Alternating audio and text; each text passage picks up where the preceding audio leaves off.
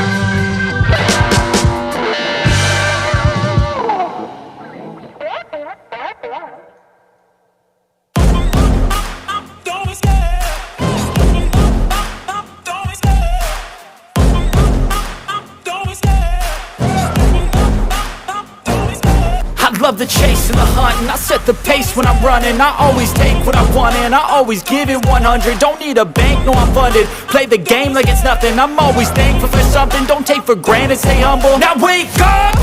It's time to look at the enemy. Look in the mirror if he is no friend to me. It's not working out, maybe it's the chemistry. It's time to break up so I can make a